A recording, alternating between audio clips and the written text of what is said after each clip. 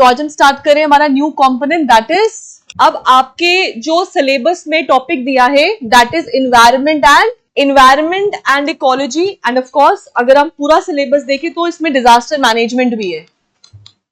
ठीक है, disaster management में दोनों कंपोनेंट्स आ जाते हैं, ज्योग्राफी के कंपोनेंट्स भी आ जाते हैं और एनवायरनमेंट के भी कंपोनेंट्स आ जाते हैं, राइट। सो हम एनवायरनमेंट इकोलॉजी के बाद will take up disaster management also. ठीक है, so this is also part of your syllabus. ठीक है, अब एनवायरनमेंट इकोलॉजी को हम बेसिकली दो हिस्सों में बांटेंगे।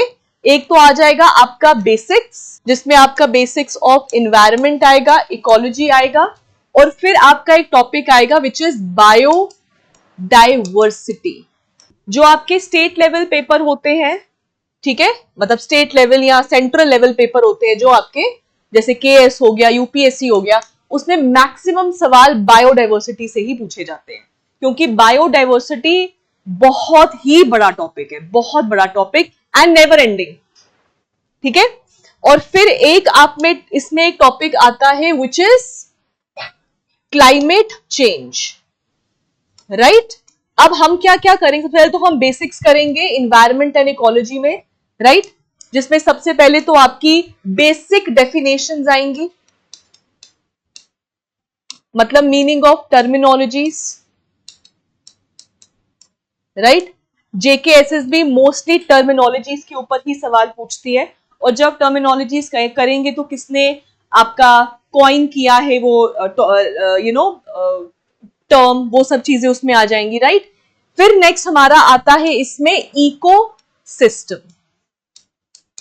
बस ये तीन टॉपिक आते हैं। अब आपको लगेगा कि बस यही है, इको सिस्टम में ही बहुत कुछ आ जाता है, जैसे कि टाइप, पहले तो डेफिनेशन आ गई, उसके बाद आपके टाइप्स ऑफ इकोसिस्टम आ जाएंगे। टाइप्स में आ जाएगा आपका सिर्फ दो ही होते हैं, एक होता है टेरेस्ट्रियल और एक होता है एक्वेटिक। टेरेस्ट्रियल की बात करेंगे तो टेरेस्ट्रियल में आपके all the type of biomes आ जाएंगे इसमें, जिसमें आपका टुंड्रा बायोम आ जाएगा, डेजर्ट बायोम आ जाएगा, temperate region, savanna region, tropical rainforest, ये सब कुछ आपके किसमें आ जाएंगे।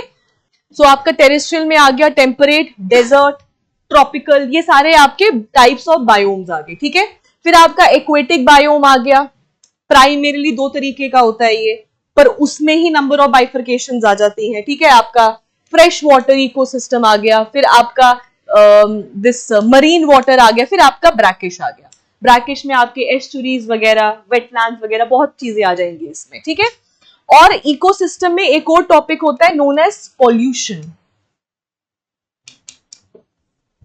राइट। फिर इसमें पॉल्यूशन कवर हो जाएगा, आपके वाटर रिलेटेड इश्यूज क्या है, आपके लैंड रिलेटेड इश्यूज क्या है, डेजर्टिफिकेशन क्या है, यूट्रोफिकेशन क्या है, ये सब चीजें आपका पार्ट ऑफ पॉल्यूशन आ गया। So this is basics of environment and ecology. Next आ गया biodiversity. Biodiversity obviously the biotic components and their diversity is what we call as biodiversity. इसमें आपका आ जाएगा सबसे पहले तो ये होता क्या है, right.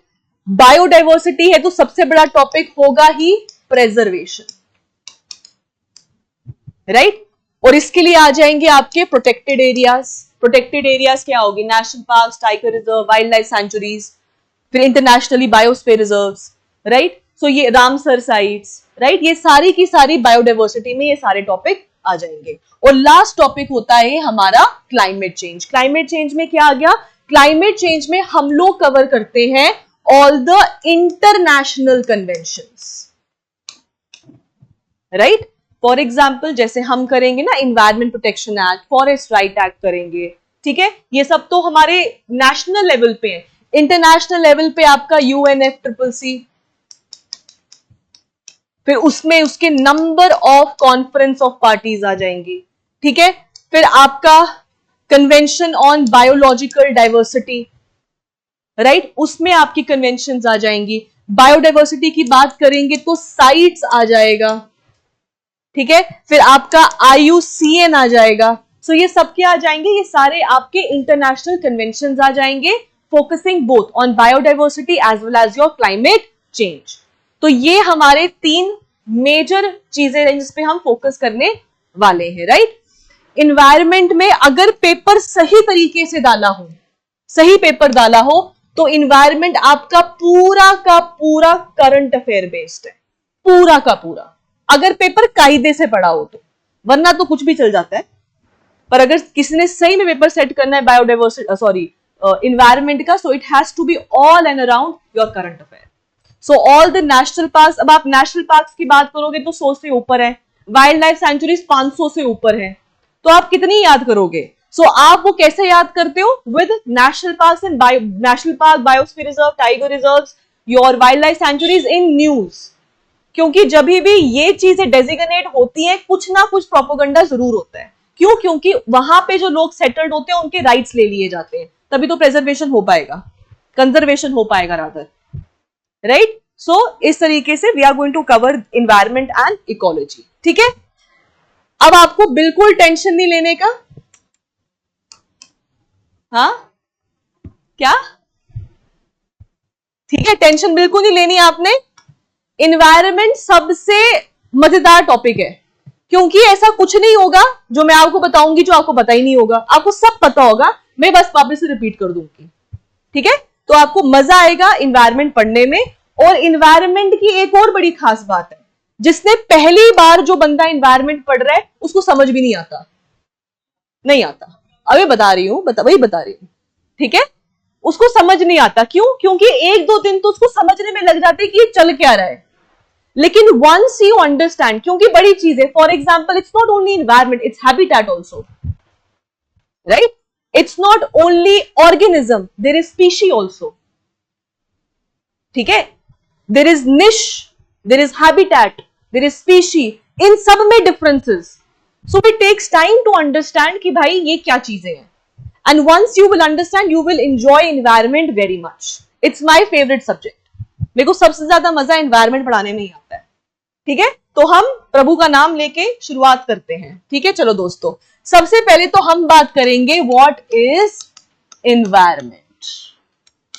We'll only do the basics today. We'll do environment, we'll do the components, and then we'll switch on to levels. That's it. Just 3 topics. आपको कुछ लिखने की जरूरत नहीं आज, आपको सिर्फ सुनने की जरूरत है। अगर आपको लिखना, आप लिख सकते हो अपने लेवल पर रिवाइज के लिए, बट आज सिर्फ आप सुनो कि मैं बोल क्या रही हूं। ठीक है, सबसे पहले मुझे बताइए कि भाई इन्वायरमेंट क्या होता है? What is an environment? कितनी बार यूज करते हो ना, इन्वायरमेंट अच्छा होना चाहिए, इन्वायरमेंट अच्छा होना चाहिए। तो इन्वायरमेंट होता क्या है?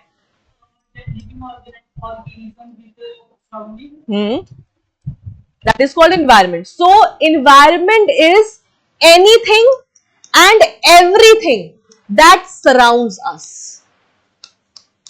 वो environment अच्छा भी हो सकता है, वो environment बुरा भी हो सकता है, but anything and everything जो हमको surround करता है, that is called environment. For example, this is environment, right? क्यों? क्योंकि हम लोग यहाँ बैठे हैं और भाई हमको जो है यहाँ की सराउंडिंग सराउंड कर रही है। अब उन सराउंडिंग्स में क्या क्या चीजें होती हैं? There are living components and there are non-living components, right? Living components जिनको हम प्यार से बायोटिक components कहते हैं।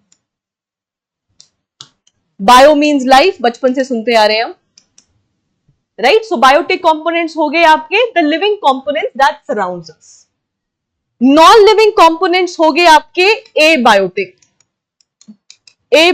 components, right? Abiotic components क्या हो गए? Obviously non-living, right? Now if I ask you, अगर हम ये surrounding लें, ये environment लें, what are the different biotic components which are surrounding us? Air is biotic, air is abiotic, non-living, है ना? So what is it? पहला biotic component is आप लोग इंसान, so humans. अब what else? एनिमल का है इधर, हम सोशल एनिमल, मैं इतनी एनवायरमेंट की बात कर रही हूं sir. Very good. Micro organisms, वो भी तो है यहाँ पे, हमको दिख नहीं रहे, मतलब ये थोड़ी कि है नहीं है, राइट? सो लिविंग कंपोनेंट्स हो गए humans end of course the other micro organisms जो हमको सराउंड कर रहे हैं। अब हम बाहर जाएंगे तो आपके एनिमल्स आ गए, आपके बर्ड्स आ गए, राइट? ये सारे के सारे क्या है? They all are the biotic components. ठीक है, अब आते हैं हम abiotic components. What are the abiotic components? Table chair के अलावा एयर, ठीक है, व्हाट एल्स, कहां है? हाँ, सॉइल तो है, बट सॉइल है कहां? इधर वाटर, राइट। एयर में भी आपका oxygen, carbon dioxide, right, and other components also, right. फिर इसके अलावा लाइक ही सेड सॉइल बाहर, ठीक है। So these are the abiotic components. Now abiotic components are also further divided into two, ठीक है। एक होते हैं आपके फिजिकल कंपोनेंट्स और एक हो गए आपके जी chemical components. What are the physical components? For example soil, for example water, for example air, these are the physical components, right. What are the chemical components? Water में उसका पीएच, सैलिनिटी, फ्रेश है, marine है, नमकीन है, कैसा है, वो उसका पीएच है, वो केमिकल कंपोनेंट है उसका। जैसे सॉइल, सॉइल की सैलिनिटी या पीएच अगेन, सॉइल में आपका आयरन है, फेरिक ऑक्साइड है, राइट। फिर आपका जिंक है, क्या है, वो सारे उसके केमिकल कंपोनेंट्स हैं, राइट। सो ये आगे जी आपके केमिकल कंपोनेंट्स। सो आपके बायोटिक कंपोनेंट्स का तो बहुत लंबी लिस्ट है, वो हम करेंगे कंपोनेंट्स ऑफ इकोसिस्टम में। बायोटिक में आपके दो मेजर टाइप्स होते हैं, एक हो गया फिजिकल कंपोनेंट और एक हो गया उस फिजिकल कंपोनेंट की कंपोजिशन क्या है, वो हो गया केमिकल कंपोनेंट। अब अगर सारी सॉइल्स एक जैसी होती तो सारी एलुवियल, सारी ब्लैक या सारी वो नहीं होती, लेकिन सब अलग अलग है। क्यों है? क्योंकि उनमें केमिकल कॉम्पोजिशंस डिफरेंट है, right. So this is what you call as environment, that anything and everything that surrounds us, right? और उसी में ही आपका living components भी है और non living components भी है। Done? Now next आता है आपका environment में ही what is habitat? What is habitat? हाँ, one by one आपने बोला, किसी ने यहां पे जागे हो? हैबिटेट क्या होता है?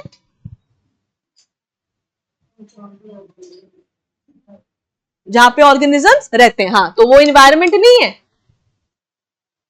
इन्वायरमेंट भी तो वही हुआ जहां ऑर्गेनिजम्स रहते हैं। Environment is all about interaction. Without interaction nobody can survive. Plants can also not survive without us, and similarly we can also not survive because of other living components and of course the abiotic components. So what is habitat? Exactly, habitat होता है एक ऐसा environment जहां पर life exist करती है, उसको habitat बोलते हैं। आपने सुना होगा ना, जानवरों का हैबिटेट लॉस हो रहा है। कभी सुना एनवायरमेंट लॉस हो रहा है? It is always habitat loss.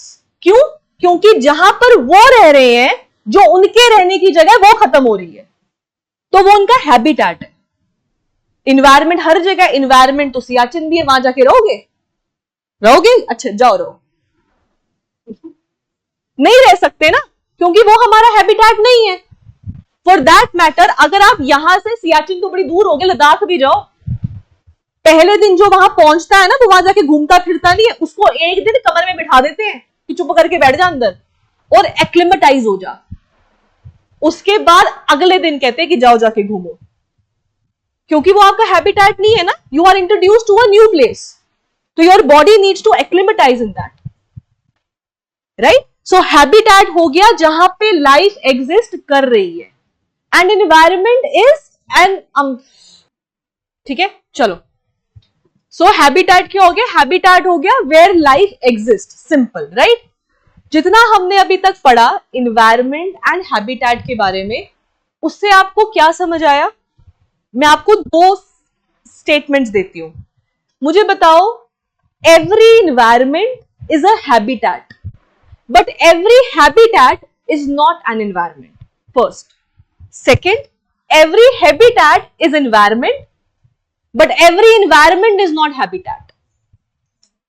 यही है ना कि habitat तो सारे environment है, लेकिन सारे environment habitat नहीं हो सकते, क्योंकि वो सारी conditions fulfill भी तो करने चाहिए. ऐसी conditions कितनी है इस जगह पे, आपके अर्थ पे ऐसी कितनी चीजें हैं जहां जगहें हैं जहां पे लाइफ एग्जिस्ट नहीं कर सकती, वहां पे माइक्रो ऑर्गेनिजम्स करते हैं, वो उनका हैबिटाट है, वो हमारा हैबिटाट नहीं है. अब घने जंगलों में जानवर खुश रहते, क्या हम वहां खुश रहेंगे? क्या हम वहां एग्जिस्ट नहीं, क्योंकि वो हमारा हैबिटाट नहीं है. इसीलिए जब भी हम जानवरों के कॉन्टेक्स्ट में बात करें तो we always use the term habitat fragmentation, not environment fragmentation. Environment degradation बोलते हैं, जिसमें हम एयर पोल्यूशन, वाटर पोल्यूशन, उनकी बातें करते हैं. ठीक है. So this is your first thing which is habitat, right. अब इसके बाद नेक्स्ट आता है which is called ecology, right. What is ecology? तो इकोलॉजी क्या हो गया? Ecology is the study of environment. ठीक है. It is a branch of science. Science भी नहीं, बायोलॉजी होता है, लेकिन हम इसको जेनरिक टर्म एक साइंस की दे देते हैं. So it is a branch of science which deals with the study of environment. इसमें सब कुछ आ गया, राइट. अब अगर हम स्टडी की बात कर रहे हैं, पढ़ाई की बात कर रहे हैं, तो मुझे एक बात बताइए, क्या जब आप पैदा हुए थे या जब आप फर्स्ट में पहुंचे, आप डायरेक्टली आईएएस लग जाते हो? नहीं ना. उसका भी एक लेवल है. पहले आपको बोलेंगे 10वीं तो करो, फिर 12वीं, 12वीं के बाद सब अच्छा हो जाता है, फिर कॉलेज में मजे होते हैं, नौकरी लगने दो फिर बड़े मजे हैं, है ना. So it is what? It is evolutionary, Aahista Aahista. ठीक है. ऐसा तो नहीं है ना पहले दिन आपको अलिफ बे पे नहीं पढ़ाई, पहले दिन आपको रीडिंग करवा दी, पहले आपको बेसिक करवाया. सिमिलरली जब भी हम स्टडी ऑफ एनवायरमेंट की भी बात करते हैं तो हम उसको बेसिक लेवल से स्टार्ट करते हैं and then we take it to the advanced level, right. Basic to advanced. अब जो मैं लिखवाऊंगी ना, अभी लिखवाऊंगी या बोलूंगी, वो आपको रट्टा वैसे ही मारना है. रट्टे मारने वाला कुछ नहीं है. बच्चे रट्टा मार लेते हैं, रट्टा वाला कुछ भी नहीं है. लेवल है, छोटा लेवल, फिर जैसे जैसे ऊपर जाएंगे लेवल बढ़ता जाएगा. This is called level of organisation या फिर लेवल ऑफ इकोलॉजी. कि अगर हम पढ़ाई कर रहे हैं तो सबसे बेसिक लेवल क्या है और सबसे एडवांस्ड लेवल क्या है. तो सबसे बेसिक लेवल पे कौन है? Okay, very good. What is the basic unit of life? Cell. तो सबसे बेसिक लेवल पे तो सेल आया ना, राइट. तो सबसे माइन्यूट लेवल पे it is cell. Group of cells combine to make tissues. Tissues combine to make organs, combine to make organ system. Organ systems combine to make organism. यहां से हम लोग पढ़ना शुरू करते हैं. सो बेसिक लेवल यही है. सबसे पहले सेल आ गया, उनकी ग्रुपिंग होगी तो उससे ऊपर टिश्यू आ जाएगा, उससे ऊपर जाएंगे तो ऑर्गन आ जाएगा, जब वो सारे कंबाइन होंगे तो ऑर्गन सिस्टम, और फिर बनेगा ऑर्गेनिज्म, जिसको आप अपनी किताबों में एज इंडिविजुअल पढ़ते हो. Individual, like we all are organisms, we are individuals, right. फिर इंडिविजुअल से थोड़ा ऊपर जाएंगे तो बनेगी पॉपुलेशन. पॉपुलेशन से ऊपर जाएंगे तो बनेंगे कम्युनिटी. कम्युनिटी से ऊपर जाएंगे तो बनेगा आपका इकोसिस्टम. इकोसिस्टम से ऊपर जाएंगे तो बनेंगे बायोम. बायोम से ऊपर जाएंगे तो बनेगा बायोस्फेयर. बायोस्फेयर से ऊपर जाओगे तो आ जाएगा आपका अर्थ इन टोटैलिटी, राइट. फिर आएगा आपका यूनिवर्स, और फिर उस यूनिवर्स में आएगी आपकी Goldilocks zone. Goldilocks zone, right. अब आपके को हो सकता है थोड़ी परेशानी हो रही हो भी समझने में, जब मैं एक एक करके बताऊंगी आपको कोई परेशानी नहीं होगी, इसलिए मैंने कहा आज सिर्फ सुनो, कल रिपीट करेंगे फिर लिखवा भी दूंगी, ठीक है। अभी आपका काम सिर्फ सुनने का, right. So it is basic. हमारी कहां से स्टार्ट होती है? इंडिविजुअल, इंडिविजुअल से पॉपुलेशन, पॉपुलेशन से कम्युनिटी, कम्युनिटी से इकोसिस्टम, इकोसिस्टम से biome, then biosphere, then earth in totality, and then you have the Goldilocks zone, right? ठीक है, मेरे को इस पे अपने आप साइंस में फेल लग रहा है, अच्छा ठीक है, क्लियर हो गया। अब जी सबसे पहले हम बात करते हैं what is an organism. What is an organism? आप क्या हो? क्या हो? What is an organism? Very basic question. हम तो हैं, हम क्या हैं? वही तो, हम क्या हैं?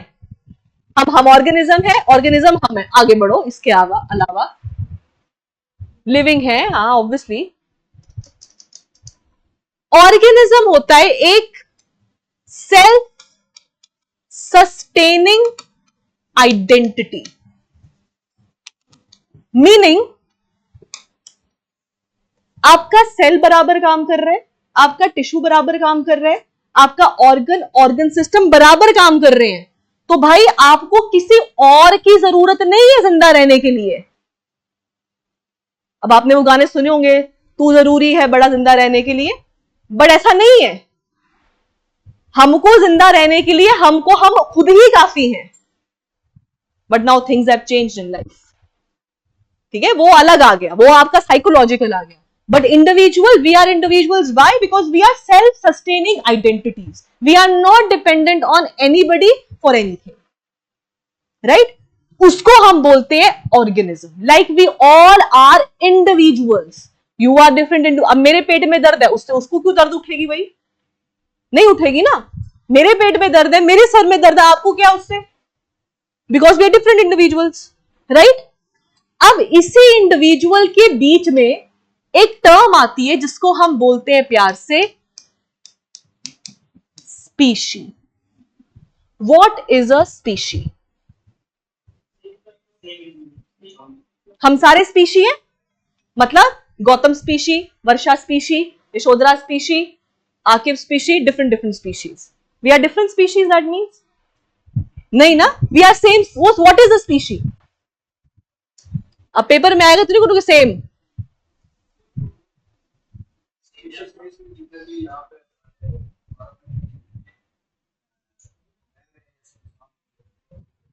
वो तो फिर बायोडाइवर्सिटी हो गया, राइट? स्पीशी वो होते हैं, स्पीशी वो इंडिविजुअल्स होते हैं जिनका जेनेटिक मेकअप सेम हो। क्या कभी आपको ऐसा लगा किसी को देख के समझ नहीं आ रहा इंसान है कि जानवर? हरकतों से नहीं, शक्ल से। कभी नहीं ना लगा? वो चाहे अमेरिकन हो, अफ्रीकन हो, यूरोपियन हो, हमें क्या फर्क पड़ता है? पता है भाई इंसान है तो ह्यूमन ही। That is why we are human species and then we all are different. Why? Because that is our genetic makeup, जो हमको हमारी लीनिएज से मिला है, राइट? सिमिलरली टाइगर स्पीशी, टाइगर देखने में तो एक जैसा दिखता है, लेकिन हर टाइगर के पंजे और हर टाइगर की जो स्ट्राइप्स होती है बॉडी पे, वो सब डिफरेंट होती है। किसी एक टाइगर की बॉडी के ऊपर स्ट्राइप्स दूसरे से नहीं मिलती, and that makes them different. But देखने में the genetic makeup is alike, right? So that is what we call as one tiger species. और उसके बाद अफ्रीकन, एशियाटिक, वो सब तो सब स्पीशीज है, सब स्पीशीज। स्पीशी के बीच में स्पीशी है। सो स्पीशी हो गया वो इंडिविजुअल्स जिनका जेनेटिक मेकअप एक जैसा। First point. Number second and most important point, only two similar species can interbreed. Only two similar species, right? Meaning आप चाहो तो शादी अफ्रीकन के साथ भी कर सकते हो, यूरोपियन के साथ भी कर सकते हो, किसी के साथ भी कर सकते हो। क्यों? है तो इंसान ही ना। सो ओनली टू, धीरज जी क्या हो गया? ठीक है, only two similar species can interbreed and produce fertile offspring. आपने सुना होगा ना, लाइगर है, टाइगर और लायन का इंटरब्रीड है, लेकिन वो स्पीशी काउंट हम नहीं करते हैं। क्यों नहीं करते? क्योंकि वो फर्टाइल ऑफस्प्रिंग नहीं है। I give you a very basic example. घोड़ा इज कॉल्ड, शुक्र है, गधा is called, very good, and गधी फिर टेमो, कहां से? डोंकी तो डोंकी ही रहेगा, he and she, right? So horse and donkey. Donkey is one species, horse is another species. What is खच्चर? Mule. Mule is cross of these two different species. Mule को हम species count नहीं करते, क्योंकि ना वो फीमेल है ना वो मेल है। Species, mule हमारे लिए species नहीं है। क्यों? क्योंकि ये आगे fertile offspring बना ही नहीं सकता, तो इसको हम species नहीं काउंट करते। हमारे लिए species घोड़ा है और गधा है, और उनका जब क्रॉस होके म्यूल पैदा होता है तो वो हमारे लिए स्पीशी काउंट नहीं है। Basic example, third gender. Third gender है ना, कितनी पिक्चरों में सुना है। ये लोग तो हमको इंसान ही नहीं समझते, सुना है ना आपने पिक्चरों में। तो उसको जरा कनेक्ट करो एनवायरमेंट के साथ। सिंस दे आर इनफर्टाइल, तो हम उनको स्पीशी नहीं काउंट करते। अब गवर्नमेंट ने थर्ड जेंडर को ऐड कर दिया, अदर्स लिखकर, राइट? तो पहले तो काउंट ही नहीं करते थे। सो स्पीशी हमारे लिए वही होगा, वही इंडिविजुअल होगा जिसका जेनेटिक मेकअप एक जैसा हो, राइट? और similar species can interbreed and produce fertile offsprings.